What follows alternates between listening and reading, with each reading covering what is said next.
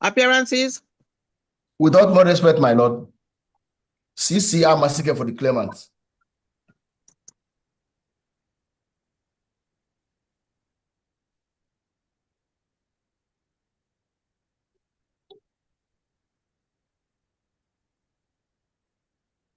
Defendant not in court. All right. Not in court.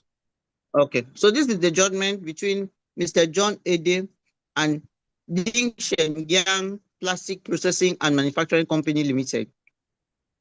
The claimant by general form of complaint, statement of fact and other originating processes dated 6 December 2024 claims against the defendant the following. 1. Special damages. The claimant claims the total sum of 504,500 naira.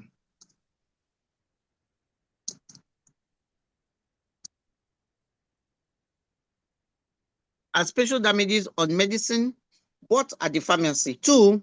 Particulars of special damages are the invoices dated 12th of September 2024, 89,500, 28th of August 2024, 95,500, 16th of September 2024, 17,500, 10th of October 2024, 86,500, 3rd of November 2024, 79,500, and 13th of November 2024, 82,000 naira. The total sum of 504,500 naira as shown on the invoices. Secondly, the claim of 41,000 naira as special damages for 1 month salary in lieu of notice, and the particulars of special damages.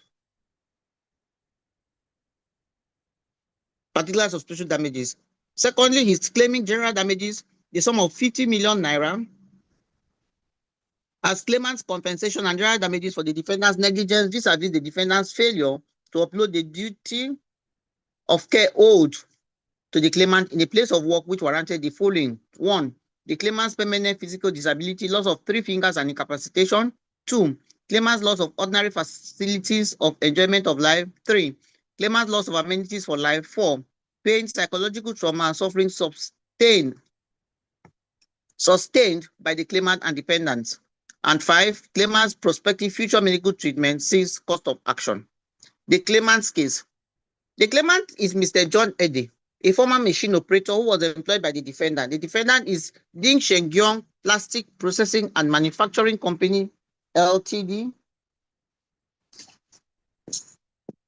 a limited liability company engaged in plastic production at its factory located at kilometer 44 Lagos-Ibadan Expressway, Shagamu Interchange, Ogun State. The claimant's claims are rooted in the thought of negligence and breach of the contract of employment arising from severe industrial accident that occurred on the 10th of August 2024 at the defendant's factory, while the claimant was operating a plastic production machine during an overtime night shift. The machine malfunctioned and crushed his right hand, leading to the permanent loss of 3 of his fingers. The claimant asserts that this accident was caused by the defendant's negligent removal of one of the machine's 2 fuses to cut costs and coupled with the failure to provide protective gloves, safety boots, operational training, safety equipment, or training. Following the incident,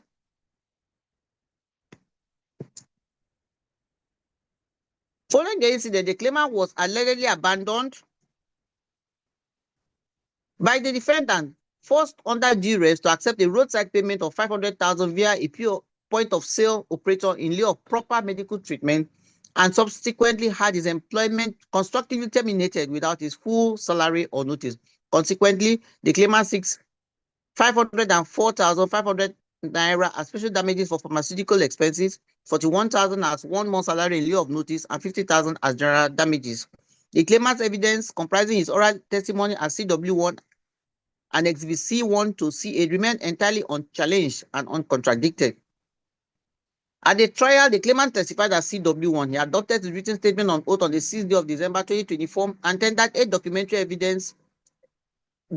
exhibit marked as Exhibit C1 to C8. They are all mentioned in the body of the judgment. Now I'll go to the defendant's case. The record shows no process filed by the defendant throughout the duration of this suit, despite being served with originating processes and multiple hearing notices spanning from the 28th of January 2025 to the 26th day of February 2026. The defendant failed to file any statement of defense, entered no appearance, and did not participate in the trial. The claimant filed his final written address and raised two issues for determination. I'm not going into the details of that. I have that captured in the body of the judgment, so I'll just go straight to the evaluation of the evidence and then the court's resolution. So in determining the issues raised in this action, it is primary to state that the burden of proof of civil cases rests on the party who asserts a fact, and he must discharge this burden on the preponderance of evidence and balance of probabilities as required by sections 131, 132, and 134 of the Evidence Act 2011. In this suit, the claimant has set up a claim in the tort of negligence and breach of contract, asserting that the defendant failed in his duty of courtesy, which failure resulted in severe physical injury and subsequent constructive termination of his employment. Even though the defendant failed to file any statement of defense, call any witness, or cross-examine the claimant's witness, the burden of proof does not automatically shift. The claimant is still required by law to establish a prima facie case and satisfy the court that is entitled to those relief sought, or albeit the standard of proof required is lighter, since the evidence is unchallenged and uncontradicted. The oral and documentary evidence presented by the claimant consists of the testimony of a single witness, the claimant himself, who testified as CW1 and tendered 8 exhibits. Having adopted his written statement on oath on the 22nd day of July 2025, in his deposition, CW1 testified that, and I quote, "I was employed by the defendant on the 2nd day of August 2024 as a machine operator without any formal training. Just barely few days of employment, I was given a machine to man, and I was not issued with any letter of employment like any other workers at the defendant." End of quotation. In describing the accident, CW1 testified that, and I quote, "On the 10th day of August 2024, while I was on overtime night shift, on my duty operating the machine malfunctioned and grabbed my right hand, smashed my 3 fingers, and held the same hand without letting it off. To establish the physical cause of the machine's malfunction and the defendant's direct involvement, CW1 stated, and I quote, "The machine was built to use 2 fuses, but the defendant secretly moved 1 fuse in order to cut costs and to use the removed fuse on another machine. Hence, the machine will never function well in operation with only 1 fuse." End of quotation. CW1 further testified regarding his immediate treatment and the defendant's reaction, stating that after the first aid was carried out on me, the defendant did not do anything in order to treat me and no one treated me. He recounted that his injury deteriorated until his fingers started to rot, emitting maggots and offensive smell, after which he and his brother visited the local chemist, where the said nurse cleaned the wound and told him that the injury was too big for her to treat. Upon returning to the defendant's factory, CW1 testified that instead of the said MD to listen to us, he pushed us out of the defendant's premises and warned us never to return to the company again. This oral testimony is robust, detailed, and chronologically consistent, establishing the basic facts of his employment, the workplace accident, the technical defect in the machine, and the immediate abandonment by his employer. The documentary evidence tendered by the claimant corroborates his oral testimony. Exhibit C1 consists of pictures of the injury and cut-off finger, which visually display the severe lacerations and physical degradation of the claimant's hand. This exhibit is supported by Exhibit C8, which is the certificate of authentication dated the 4th day of December 2024, verifying the electronic source and reliability of the photograph in compliance with Section 84 of the Evidence Act. Exhibit C2 is the Rini Medical Center Hospital card number RMC/RC/879, which confirms that the claimant was admitted and received treatment after police intervention. Exhibit C3 is an invitation letter dated the 12th day of August 2024 from the Ogun State Government Citizens' Rights Department, addressed to the defendant, which corroborates CW1's testimony that the defendant was immediately notified of the injury but neglected to participate in any resolution. Exhibit C4 is the National Orthopedic Hospital Igbobi Hospital card, which proves that the claimant sought advanced orthopedic intervention but was constrained by funds. Exhibit C5 is the formal letter of demand dated the 17th day of September 2024, written by Kajetan Amasike, Esquire, of Alban Solicitors, and served on the defendant, which went unanswered.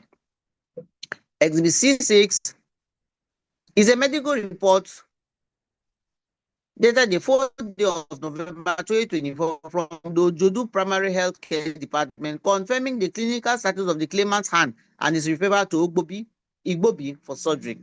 Exhibit C7 is a bunch of pharmacy sales invoices indicating the purchase of various medications These documents form an unbroken chain of evidence showing the severity of the injury, the medical attempts made by the claimant, and the defendant's total evasion of his statutory and common law obligations. On the other side, the defendant did not file any statement of defense, did not present any witness, and did not tender any documentary exhibit. Despite being served with originating processes, hearing notices, and several subsequent notices are shown by the court record on the 28th of January 2025, 26th of February 2025, 8th of April 2025, 22nd of July 2025, 4th of December 2025, and 26th of February 2026. The defendant completely stayed away from the proceedings. There is therefore no oral or documentary evidence from the defendant to assess or weigh against the claimant's evidence. The legal consequence of a defendant's failure to adduce evidence is that the claimant's evidence remains unchallenged, and where such evidence is credible and not inherently improbable, the court is bound to accept it as true and act upon it. The court cannot formulate a defense for a party who has chosen to abandon his case. Although there is no competing version from the defendant, the court must confront a material issue that emerges from the claimant's own evidence. That is the payment of 500,000 to the claimant by the defendant's management. This transaction could be construed as an alternative settlement or a waiver of liability if not properly analyzed. Under cross-examination, which was bypassed by the defendant's absence, this transaction would have been centerpiece of the defense. CW1's uncontradicted written deposition explained the exact circumstances of this payment. He testified that the defendant's management, after realizing the high cost of surgery at Rainy Medical Center, estimated at 4.5 million naira, sought to discharge the claimant under the false pretense of moving him to a better hospital. CW1 testified that, and I quote, "On our way, they stopped at an unknown place to me and threatened that if I and my colleague do not take the earlier mentioned offer of 500,000, that they will abandon us at that road and leave. And after such much frustration, intimidation, coercion, and fear, we agreed to collect the said 500,000, and the said money was paid to us via a roadside POS operator." End of quotation. This uncontroverted testimony establishes that the transaction was executed under extreme physical and psychological duress while the claimant was in excruciating pain with rotting fingers. A payment extracted under such coercive and predatory circumstances cannot amount to a voluntary compromise. To a voluntary compromise, accord, and satisfaction, or a waiver of the defendant's liability. It is rather a further demonstration of the breach of the duty of care and unfair labor practices.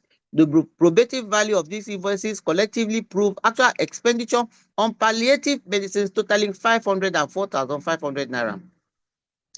By the physical laws of the three fingers, this is already visibly established by the graphic photograph of Exhibit C1 and supported by the referral letters from Rainy Medical Center, Exhibit C2, and Ojodu Primary Healthcare Center Department, Exhibit C6, which recommended immediate amputation and debridement of dead issues. Thus, the physical loss is proven beyond doubt.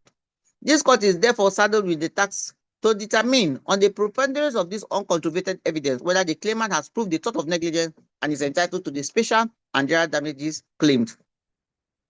The first issue adopted for determination is, and I quote, whether by the evidence adduced in this case, the claimant has proved the tort of negligence against the defendant. To succeed in an action for negligence, the claimant must establish three essential ingredients. First, that the defendant owed him a duty of care. Second, that the defendant breached that duty of care. And third, that the claimant suffered injury or damage as a direct consequence of that breach. See Kado, and Mohammed, and Abubakar, and Joseph citations are all provided. On the question of whether a duty of care exists between the parties, the law requires the establishment of an employment relationship from which the duty of care flows.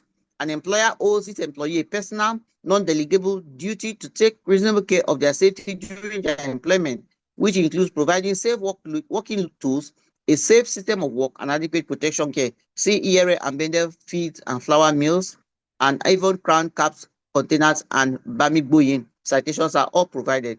So going by the evidence before this court, this requirement is fully met because the claimant was employed by the defendant as a machine operator. In his written deposition adopted before this court on the 22nd day of July 2025, the claimant testified as CW1, and he said that he was employed by the defendant on the 2nd day of August as a machine operator without formal training, but just barely few days of employment, he was given a machine to man, and he was not issued with the letter of employment like other workers. This relationship of employer-employee created a proximity and neighborhood that placed a duty on the defendant to protect the claimant from unnecessary risk. C. Donuge and Stevenson and Nwachukwu, and IMNL versus Nwachukwu.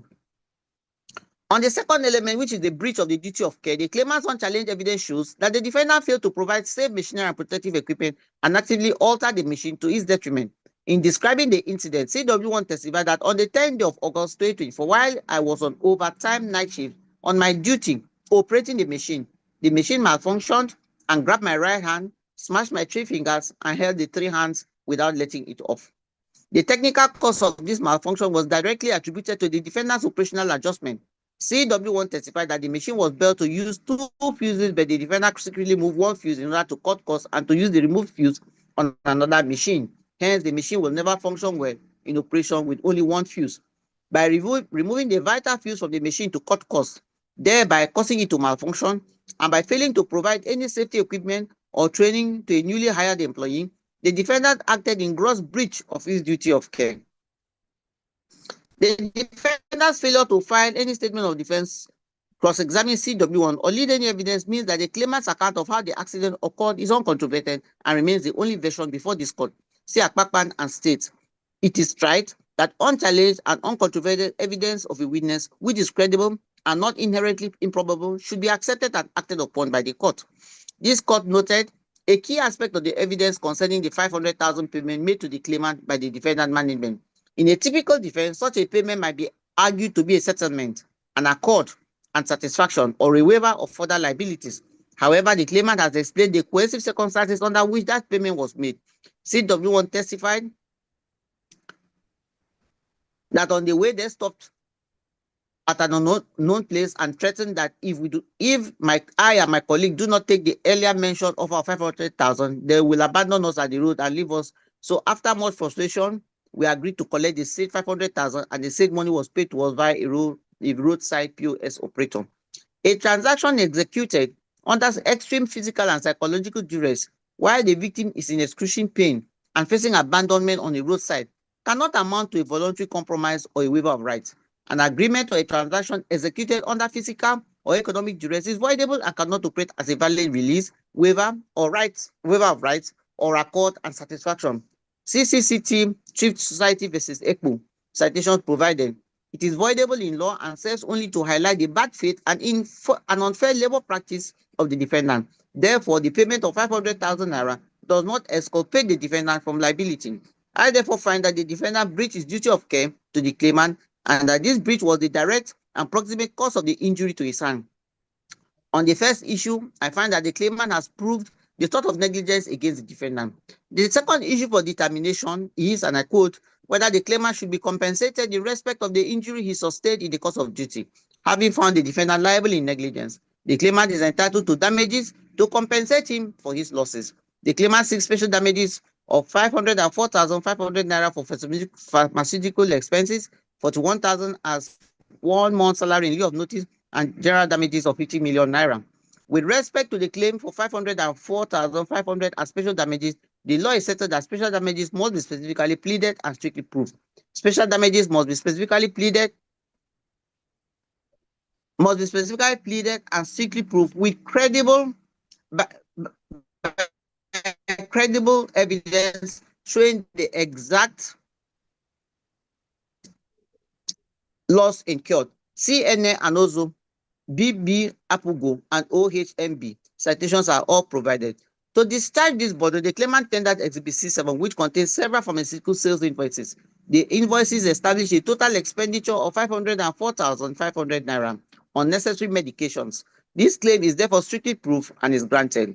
Consequently, the court makes the following net evidential findings. First, on the issue of negligence, the claimant has established that the defendant owed him a duty of care as his employer, which duty was severely breached by the defendant's act of operating the machine with a single fuse instead of 2 to cut costs, and failing to provide safety gear like hand gloves and safety boots. This breach directly caused the malfunction of the machine and the crushing of the claimant's hand, leading to the permanent loss of 3 fingers on his right hand. Second, on the issue of contract and compensation, the claimant has proved that his employment was constructively terminated on account of his workplace injury without notice, and that he was paid 17,000 naira only instead of his full monthly salary of 41,000 naira. The claimant's evidence of constructive termination is uncontroverted. The claimant testified that after the accident, his fingers began to rot, and upon returning to the country to seek medical assistance, he was forcibly expelled. CW1 testified that instead of the said MD to listen to us, he pushed us out of the defendant's premises and warned us never to return to the company again. This constitutes the constructive and lawful termination of the claimant's contract of employment. See Enterprise Bank versus Academy. An employer cannot summarily terminate an employee who has been injured in the course of his duties without notice or payment in lieu of notice. The claimant's salary of 41,000 naira. The claimant's salary was 41,000 naira and is entitled to this sum as 1 month salary in lieu of notice. I so hold. Third, the claimant's claim for basis purchased in the sum of 504,500 are fully proved by Exhibit C7, and his claim for general damages is justified by the excruciating pain, permanent physical disability, and abandonment he suffered at the hands of the defendant. Regarding the claim for general damages for 50 million naira, the court has a duty to award a fair and reasonable sum to compensate the claimant for the permanent physical disability, loss of amenities, physical pain, and psychological trauma suffered. See Ediagbonya versus Dumes. Citation provided. The claimant is a machine operator who has lost 3 fingers on his right hand, a permanent and irreversible physical impairment that has destroyed his ability to engage in manual labor or earn a living in his chosen trade. The physical injury is visually established by Exhibit C1, which shows pictures of the injury and cut-off fingers, and is supported by Exhibit C2, the Rini Medical Center hospital card, and Exhibit C3, the medical report from the Ojuju Medical Healthcare Department. The defendant's conduct in abandoning the claimant, forcing him to accept the roadside POS payment under duress, while his hand was rotting and subsequently pushed him out of the company premises, demonstrates a shocking lack of empathy and a flagrant breach of labor standards. Having considered the permanent nature of the physical disability, the immense pain and suffering, and the economic conditions in the country, I award a sum of 20 million naira as general damages against the defendant. In the result, judgment is entered for the claimant against the defendant. It is hereby declared that the industrial accident of 10th August 2027, which resulted in the crushing of the claimant's right hand and the permanent loss of 2 of his fingers, was caused by the gross negligence of the defendant in failing to provide safe working machinery, safe systems of work, and protective equipment. The defendant is ordered to pay to the claimant the sum of 504,500 naira only as special damages for some pharmaceutical expenses. The defendant is also ordered to pay to the claimant the sum of 41,000 naira only, representing 1 month salary in lieu of notice for constructive termination of employment.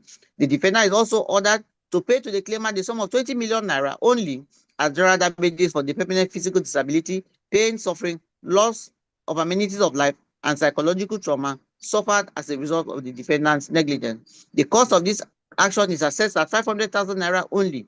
The defendant shall comply with the orders of this court within 30 days from today.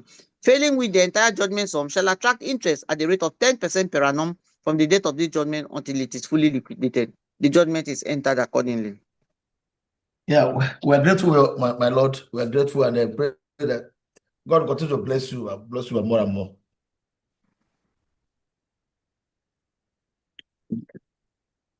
So you can leave the meeting now. As God pleases.